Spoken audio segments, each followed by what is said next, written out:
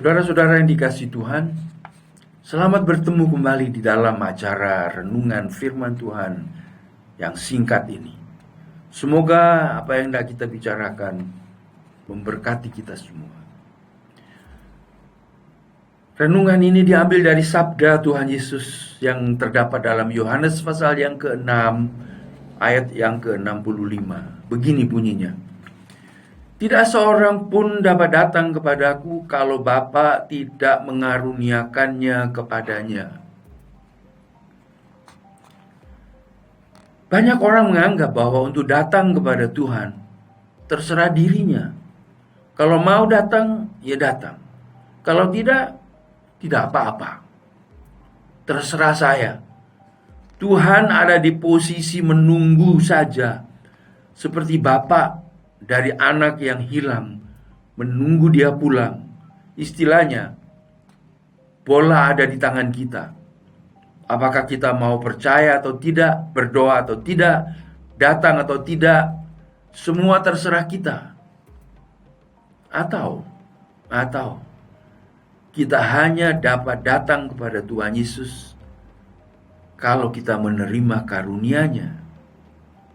Tidak seorang pun dapat datang kepadaku kalau Bapa tidak mengaruniakannya kepadanya. Yang jelas tanpa anugerah Tuhan, tanpa karunia Tuhan, kita tidak bisa datang kepadanya. Dengan karunia-Nya inilah Dia membuka dirinya kepada kita, sehingga kita bisa bertemu dengan Dia. Arti kata datang kepadaku dari sabda Tuhan Yesus di atas, ternyata soal datang kepada Tuhan tidak sepenuhnya tergantung kepada kemauan kita. Di dalam sabdanya yang lain Tuhan berkata, hampirilah Tuhan sementara Dia dekat. Ada dua hal yang dimaksud di sini, yaitu menghampiri Tuhan dan kedekatan Tuhan. Ada momen-momen tertentu yang tepat, yang biasa kita sebut kairosnya Tuhan, untuk kita menghampiri Dia, karena Dia telah tentukan itulah saatnya kita menerima jawaban mujizat Tuhan. Divine appointment yang Tuhan sudah jadwalkan bagi kita. Kita harus menangkap itu, karena itu adalah karunia-Nya kepada kita. Jangan sia-siakan. Soal kedekatannya, Dia selalu dekat dengan kita yang percaya. Dan kata sementara di sini, sementara Dia dekat, tidak berarti bahwa ada kalanya Dia dekat, lalu ada kalanya Dia jauh. Dan waktu Dia dekat, cepat-cepat kita hampiri Dia sebelum menjauh lagi. Bukan begitu pengertiannya. Sesungguhnya hati kita yang dibicarakan di sini, karena ada saatnya kita merindukan Dia.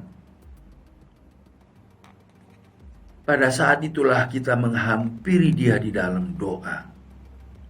Itulah momen-momen yang paling mudah, dalam tanda petik, yang paling terbuka bagi kita untuk diterima olehnya, karena kita merasakan dekatnya dekapan Tuhan. Momen-momen itu kita sebut merasakan hadirat Tuhan. Hendaknya hati kita selalu menghampiri Dia, karena Tuhan selalu dekat. Lebih lanjut, sabda Tuhan di Yohanes tadi menyebutkan adanya karunia Tuhan untuk kita datang kepada Tuhan Yesus. Dan kalau kita melihat pokok pembicaraan dalam pasal yang ke-6 ayat 25 sampai dengan 29, Tuhan Yesus sedang menjelaskan tentang orang Israel yang makan roti di padang gurun, tetapi akhirnya mereka semua meninggal dunia kecuali yang berumur 20 tahun ke atas. Barang siapa makan roti hidup, yaitu Tuhan Yesus, dia akan menerima hidup yang kekal. Ayat 51. Jadi, Karunia Tuhan di sini berarti karunia untuk datang menerima hidup yang kekal atau keselamatan. Tanpa karunia ini, tidak seorang pun dapat datang kepadanya. Keselamatan adalah karunia Tuhan.